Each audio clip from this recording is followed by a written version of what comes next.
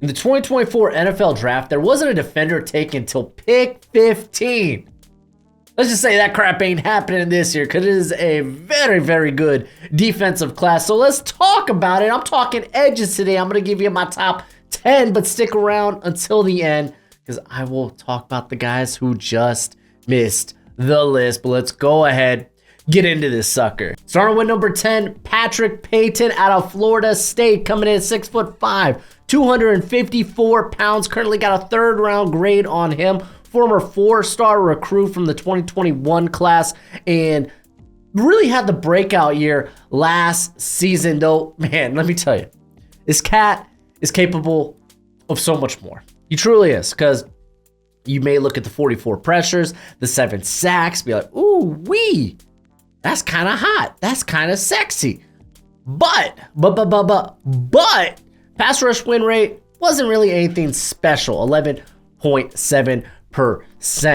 But the dude has the ability to make that quite better because he has put on some weight, like straight up. This guy looked about 242, 245 last year.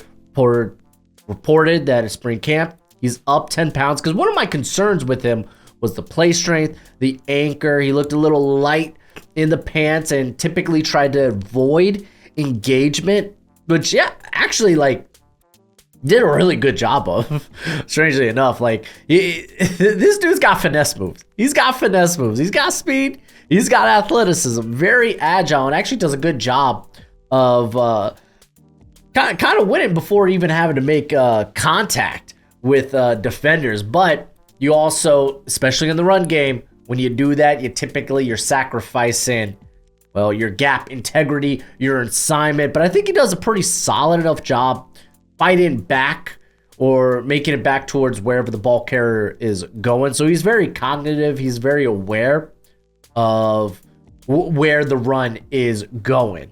That, or he does really good guesswork. But he's got the length. Again, has the frame to put on more meat, maybe even get up to like a 260 if he wants to, though. Given his like speed and flexibility, like the dude can bend. He truly can. He makes it. He gives tackles difficult angles to attack, and he could just corner them. Like, disgusting dip move.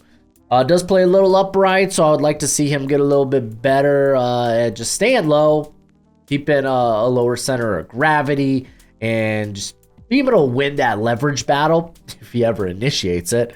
Also, the first step, I was kind of like, I didn't know how to feel about this.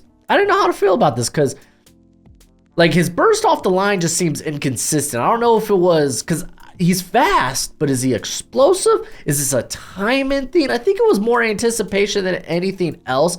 There's also a lot of his game deals with, like, these hezzy moves, right? These hesitation moves, and kind of having to make the tackle pick of where he's going to attack before he even initiates contact. So I don't know if that's just like part of his game. Like, the burst is there, just you didn't see it a ton unless he was like going straight out and attacking. Like I said, it's inconsistent. So like this cat has a lot of ability to really move up and maybe even get in that first round conversation. Real quick, I gotta give a shout out to today's sponsor, Underdog Fantasy. I absolutely love Underdog Fantasy because I love football, and now that the football season is far and away, it doesn't mean my betting season has to be, because they do all kinds of sports, whether it's baseball, basketball, esports even. They got you covered, whether that's weekly best ball or my favorite, higher lower on player props. So if you sign up at Underdog Fantasy using promo code Broshmo, then they will give you a first time deposit up to $250. That's right. So if you're gonna go and bet with Underdog Fantasy, use promo code Broshmo, take advantage of this offer, but please bet responsibly and bet within your means. At number 9, I got Jalon Walker out of Georgia, and I'm going to be real with you guys. I don't know if this guy's a linebacker or an edge player, but he's coming in at 6'2", 245 pounds. I have a second round grade on him because I look at his game and I'm like, you know what? Regardless, I feel like this guy's going to be like a top 100, top 75 pick that could even potentially be a top 50 pick. Because like the pass rush win rate was insane, but he also attacked from like a variety of different spots, whether it was like shooting in between the gap, like coming downhill from like a true linebacker position. Like the versatility is insane. He would play off the edge. It's kind of nuts. So if you're unfamiliar with him, former 5-star recruit from the 2022 class. I don't think he's actually started a game there at Georgia yet, but he saw some time because of injury last year. Like this is also the thing why I'm not sure specifically what to project him as. He only has like 300 career snaps. Like that's the thing. But like when he was on the field, he was hell of impressive. He sure was. Like he plays low. He's got really good length. His ability to shed blocks is pretty nice. Like again, getting low, having that length, having that athleticism, that explosiveness allows him to have a pretty good bull rush. And again, the versatility. He was filling in at linebacker when they had injuries. He was rushing off the edge. Like, he did it all. Dude, in the SEC championship game, he was just spying Jalen Milroe the whole time. It led to him having, like, I think he had, like, 7 pressures and a sack or 2 in that game. It was kind of nuts. But he is a bit light in the pants. No one's denying that. There were times where his pass rushes would fizzle out against stronger blockers, like JC Latham. There was one where, man, he pushed Latham back, but then it just turned into nothing because Latham was like, oh wait, you 242? Are you 245? Get the hell off me. It was kind of wild. But also limited coverage. Again, the dude hasn't played a lot of snaps, so like, who would have thought? Like he wasn't really asked to do anything crazy. Like I mean, there are times he would just follow run backs out of the backfield. He could drop into like a hook zone, but he wasn't asked to do anything crazy, and it's not like he was on the field a ton anyway. But I got a good feeling about Jalon Walker, man. Again, like 21.5% pass rush win rate. It's kind of a nutty number. It's typically where you're going to see those like first round numbers at. So I'm very curious to see how often he gets on the field. Because again, from the 2022 NFL or 2022 recruiting class, so he might end up not even declaring. At number 8, I got JT Tuimoloau out of Ohio State, coming in at 6'5", 269 pounds. Another former 5-star out of the 2021 recruiting class. He was also offered a scholarship to play basketball at Oregon. Kind of nutty, but the dude is built different. We've been kind of waiting. I say kind of waiting, but like he had that game against Penn State in 2022, so we were hoping this year would kind of be a big year now that he was kind of the full-time starter.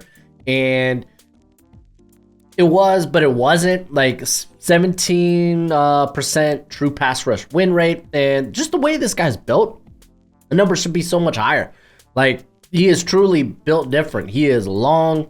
He is big, he is powerful, he is explosive, and like when he combines that all together and he's just tuned in, you can see he just takes over games. He truly can. Like he's got good balance, he's got good burst, he plays with good leverage, the hands are heavy, they're strong, they're powerful, he's good at keeping his pads clean, plays with a motor and a good anchor in the run game. However, just like the pass rush arsenal just is not there yet, man. He really does. I don't want to say he gets by on just his tools, but he kind of does. Like I'd like to see some more pass rush moves. I'd like to see some more counters that would like immensely help him. And his block shedding could be much better. Like he's still putting it together as and this is more so in the run game. He's still putting it together as a run defender. He doesn't attack the run game with the same violence or ferocity that he attacks the passing game with, and sometimes he just struggles to disengage. So I want him to put all this together. I truly do. I want to see those numbers go through the roof, because like this is someone we've talked about as potential first rounder. If you remember last summer, I was like, man, this guy, he's got the makings of a top 10 pick. Put it together, bud. Put it together. But I got him at top 50. At number 7, I have Mykel Williams out of Georgia, coming in at 6'5", 265 pounds. Also got a top 50 grade on him. we've reached the portion on my list where it's like, these guys got some good tools. They just need to put it all together. Like, the build is great. The length is great. He's explosive. He shows scary closing speed once he turns that corner, and he plays low and he plays violent. I like that. It's just terrifying being on the opposite end of him. And it's like, wow, because Georgia will move him around a little bit. Like, there were times where he was lining up like in the A gap and able to defeat double teams in the A gap. Like, he's got good full body strength. Like, again, the tools of a top 10 pick. It will not surprise me if a bunch of people have him as a top 10 pick. However, he is pretty raw. Last year was kind of his first year of, I don't even want to say being a full-time starter, because he wasn't. Like, he only had like 350 some snaps. So this year will truly be like, okay, now you got the full-time starting gig. What can you do with it? Because if you look at his pass rush win rate, 11.5%, kind of is what it is. It's fine. It's fine enough. Can you take that jump? But his true pass rush win rate, if you're unfamiliar with what a true pass rush win rate is, essentially it's like it takes out anything that could be influenced by the run, so play action and whatnot. And it kind of like, it boils it down to like one-on-ones, not having to take on double teams, not being influenced by the run game. And like, truly, when you are asked just to go and get after it, how well do you do? And it's like, well, that rate went down for you. What's up with that? The pass rush toolbox still coming together. There's his lateral ability is kind of like, man, like he's a little stiff when trying to bend the edge. Sometimes he'll just kind of get pushed past the pocket. Not the twitchiest guy alive. Could also be a bit of a bull in a china shop. I've seen some people try to say, oh, that's a good thing. Not necessarily. Bulls in the china shop, they're breaking everything. And they sometimes it's just because it's that whole idea that they're just playing out of control, which kind of leads, like, you'll talk about like, okay, how's their balance? How often are they on the ground? That's where that bull in a china shop term comes from. But again, the makings of potentially something special, as we'll talk about when we get into the guys that just missed it. Because there's some guys in here that's like, ooh, man, they got one breakout year. Watch out.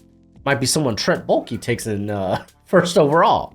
At number 6, I have Ashton Gillotte out of Louisville, coming at 6'3", 275 pounds, a former 3-star recruit out of the 2021 recruiting class. Also participated in the shot put and was a weightlifter where he went to the state championship back in high school. So kind of nutty. Became a full-time starter in 2022. And then this year kind of was his breakout year, but I feel like there's some more meat on the bone there. Like, he had 56 pressures, 9 sacks, a 17.1% pass rush win rate. Fairly nice, but there are definitely things with like his leverage and his hands that could definitely be much better. Like, his hands are active, but I don't feel like they're precise, and I feel like they're all over the place.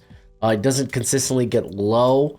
And this causes what should be a like devastating bull rush kind of fizzle out because you're just coming out of your stance too high. But the blend of speed and power with him, truly, truly impressive. I mean, he made Bruce Feldman's Freaks list back in 2022 for his 36-inch vert. He was also recorded going 20 miles per hour at one point in the 2022 season. So this is someone who has some speed to him. Like, his first step's pretty good. His motor is really good. This is a guy that I said, the active hands, like, they might not be precise, but if someone tries to get into his pads, he does a good job of swatting them away. They're pretty violent in that regard.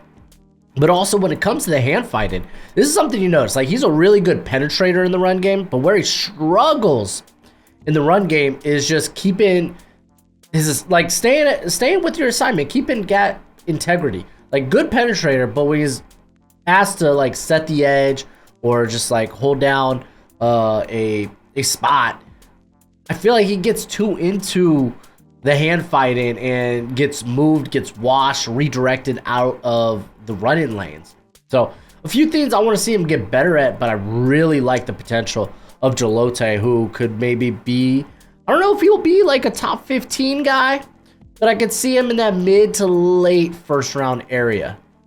Let's keep talking about these high upside guys, as my number 5 is Dani Dennis-Sutton out of Penn State, coming in at 6'5", 270 pounds, a former 5-star from the 2022 recruiting class, and hasn't really been a full-time starter just yet. Last year, he kind of stepped in because of injury you had with like Chop Robinson, and now he will be given the reins here, and I think he might be the most impressive from these guys that maybe have the tools, but maybe they lack some nuance here and there, whether it's as a pass rusher or a run defender, because I love Dani Dennis-Sutton's stinking combination of size and speed. Like, he has an incredibly long frame, and despite being a heavier edge, he flies off the line. He is pretty explosive with that first step, and the closing speed's hella good. And with that size comes power, it comes length. He has one of the better bull rushes in this class. Packs some real pop behind his hands. He's also able to get low and win the leverage game, and he pairs that up with really good leg drive. I love guys that just can move and churn them legs through contact. I think that's great regardless of position. He's also got a nice little long arm move that he kind of stems all his pass rushes through, because he's got like this ghost long arm that's pretty stinking nasty. And in terms of run defense, he's still putting it together when it comes to like recognizing and maybe not biting on like motion or misdirection. But he's sturdy, he's tough to move, he sets the edge well. I do want to see him open up the pass rush toolbox a little bit, maybe add some more arrows to his quiver there. Along with the lateral ability, doesn't seem to move well side to side, and when he needs to change direction, it kind of takes him a minute to kind of gather himself, but at that size, honestly, it's not surprising. You get to 270 and you're like, okay, those guys aren't necessarily going to be these like twitched out monsters being able to change direction on a moment's notice or turn on a dime. Also, he needs a little more fight in him. I want to see a little more fight in the dog, so to speak, as I feel like he physically can sustain and hold up to double teams, but I want to see him like going out and defeating these situations more often, because he has the skill set to do so. He has the tools, and there are cases of him being just stuck in engagement or being ridden past the pocket, and I'd like to see a little bit more fight back towards the play. But among all these guys that I would consider toolsy, like JT Tuimoloau, Mykel Williams, Jalon Walker, I would say DDS here is probably my favorite. At number 4, I have Jack Sawyer at Ohio State, coming in at 6'5", 260 pounds. This is my first official first-round grade on the edge class, and I just love the way Sawyer plays, man. He's got a nice stout build. He's muscled up. He's physical. He's sturdy. Nice low center of gravity, able to sink those hips well, and can anchor and set the edge if you need him to. He's got very powerful hands, very strong upper body, and he sheds well. He also delivers punishing strikes. Good first step. Plays with good balance. I think he just... That combination of acceleration and that first step can, along with the low center of gravity, can make for a very nice bull rush.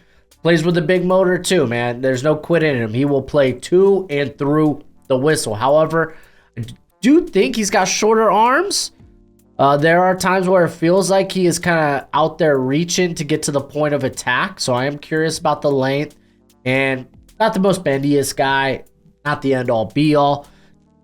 So I think the biggest one is just like the struggle at the point of attack, because like he will reach, right? Like there were a couple reps where like I saw the offensive tackle, and I think that there was one or two in the Missouri game, actually. That was like the first game I watched, where the right tackle just kind of was like dropped him on his face, like, okay, reaching, cool. I'll let momentum and gravity take care of the rest. So I do want to see that get better, but in terms of just the production, he definitely Definitely got better when it came to his win rate and just overall production. Also doesn't miss a lot of tackles, so you like to see that.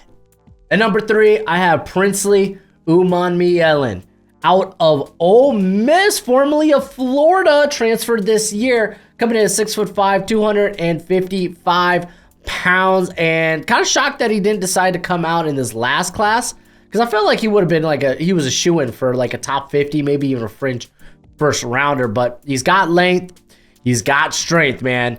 He's got some legit pop in his hands, and he's got a mean bull rush, and just you love the upper body strength. Plays with good leverage as well, and low key, like he might not be it's not elite quicks, not elite bend. He's not going to be this super high end athlete, but he might have the most effective slow spin move I've ever seen. Truly, it's sneaky and it almost works all of the time. But he's a really good technician. He plays with very active hands. I would like to see a little bit more accuracy and precision on his strikes, but I like the hand usage in general. Big motor player, and just had a really good year. 45 pressures, 7 sacks, 21.1% pass rush win rate. On top of that, 32.9% true pass rush win rate. I think that's currently up there with the best in this class from the guys that I've seen. So he goes to Ole Miss, who they're chasing a natty at this point. They're chasing a natty. We'll see how they do. He was actually supposed to, playing opposite of him was supposed to be Tyler Barron, but who was coming from Tennessee. I'll talk about him in the Just Missed It, guys, but now he's at Miami. Let's go, you. At number 2, I got James Pearce Jr. out of Tennessee, coming in at 6'5", 242 pounds. I got a top 5 grade on him. I'm going to go ahead and say it. Blue Chipper. Blue Chipper made first team All SEC this past season. He's a former 5-star. Very explosive. A lot of speed. At 242, you better be, and he is, man. His straight line speed is elite. He was regularly creating negative plays for the Volunteers. He's got that sideline to sideline type speed to be able to make plays in the backfield from the backside. Super bendy as well, man. He does a great job of getting low, getting leverage, and bending that corner, man. He combines that with a nasty little spin move, and his feet are just super, super quick, man. He's a twitched up monster. Dominated one-on-one. If you're a tackle and it could be left on an island with him, you're not surviving. You're just not, man. Good luck, Godspeed. Also, he's got a little ability in coverage. He's such a great athlete. It doesn't surprise me that Tennessee used him in coverage a bit. I mean, it was relatively simple. Essentially, hey, go out of the flats or maybe drop into a hook zone or something. But he did a solid enough job at that. Does need to bulk up. 242. Itty bitty. Needs to bulk up. Thin frame. Needs to put on some of that weight to get that play strength up as well. I will say, man, that there's just a lack of pop from his hands. Also, inconsistency as a block shedder. He really needs to work on adding more moves to his arsenal, more counters. Another one of these guys who plays with likes to play with a long arm move, and he kind of revolves most of his counters and secondary moves around that. But I'd like to see that expand this year, but sky is the limit with a cat like this. At number 1, I have Nic Scourton out of Texas A&M, formerly of Purdue, coming in at 6'4", 280 pounds, former 4-star recruit out of the 2022 class. He was a full-time starter last year where he made second team All Big Ten, and then he said, I'm going to A&M, catch ya later. It was a close race between him and Pearce, but ultimately I give to the guy with more size. That's kind of where I went with it. Dude's thick build, but he's got a lot of quicks, man. Good length. He's surprisingly pretty light on his feet. A very smooth mover. Just sometimes looks like he's gliding at points, and he plays low. He plays violent. He just plays with a really good pad level. He turns that into a really nice bull rush. The get off and is really good. The suddenness he plays with too is like shocked me. Like he again, a very smooth athlete at 280.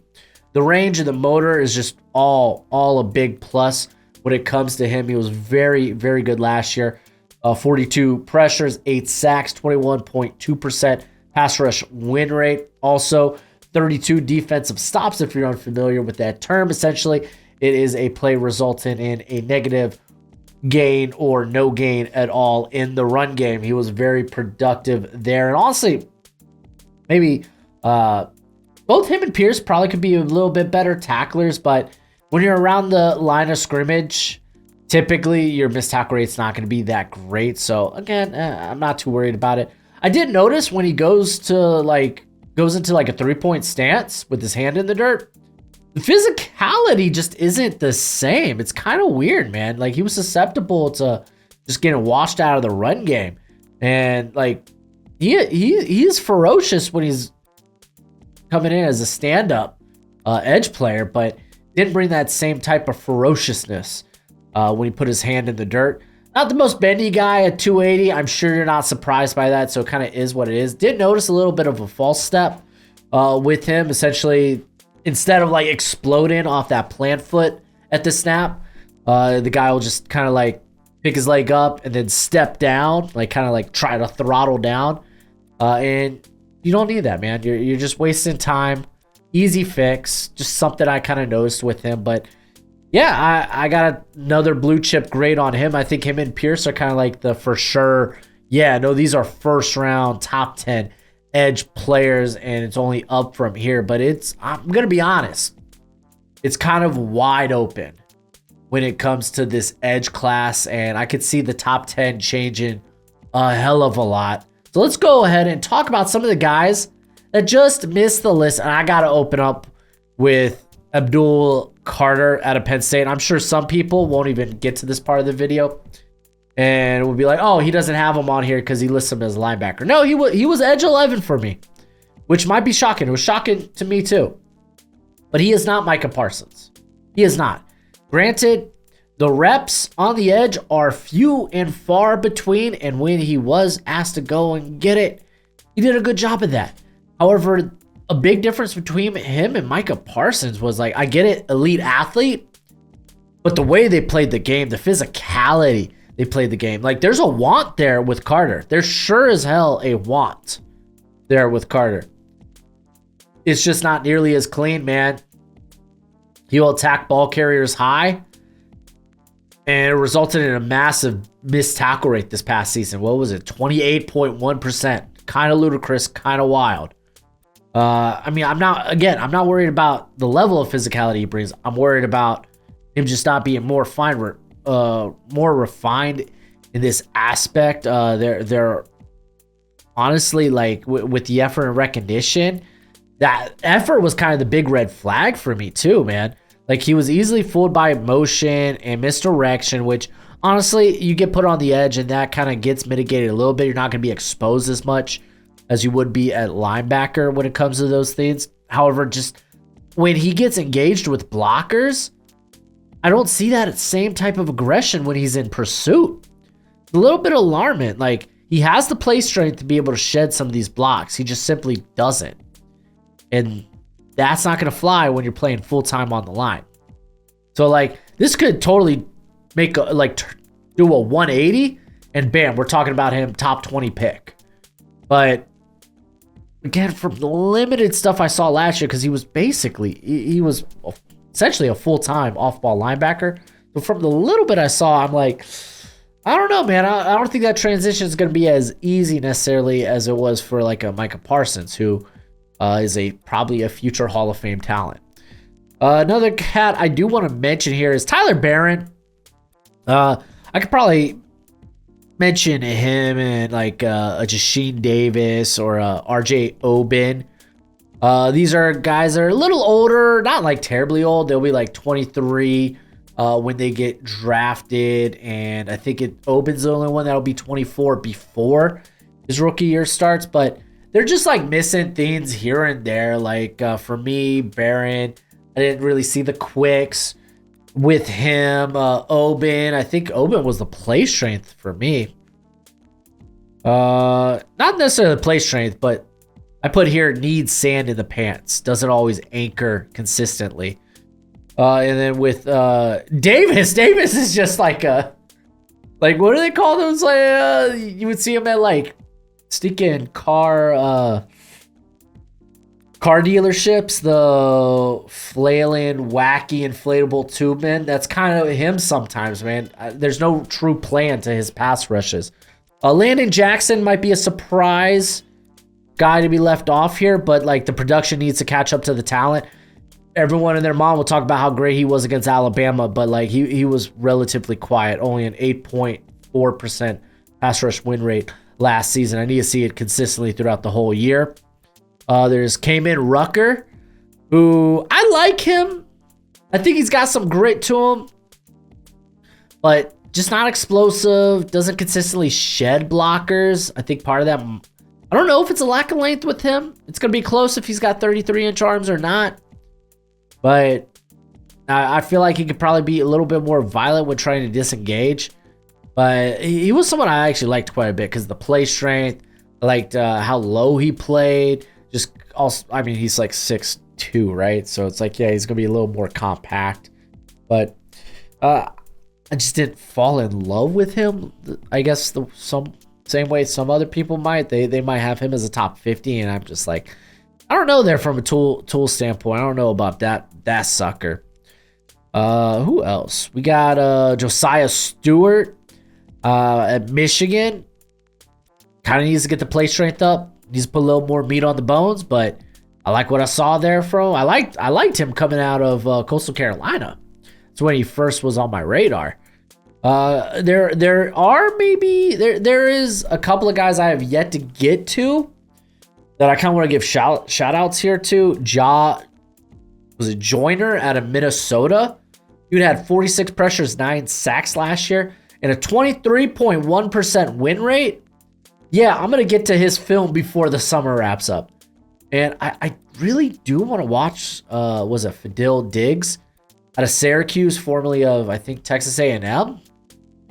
But, like, I was looking at his stuff, like, at least analytically, didn't have a ton of snaps to his name. And to be fair, the win rate's not that impressive. So I am kind of curious because he was, like, touted as a big-time recruit for Syracuse there, who's now going through a coaching change and whatnot. Don't really think I have any other surprise names. Like Aaron Lewis, 6'5", 260, kind of a tweener. Like he's quick enough to like win on the out, like inside. Like there were times where Rutgers would line him up at nose and he would just like kind of finesse guys.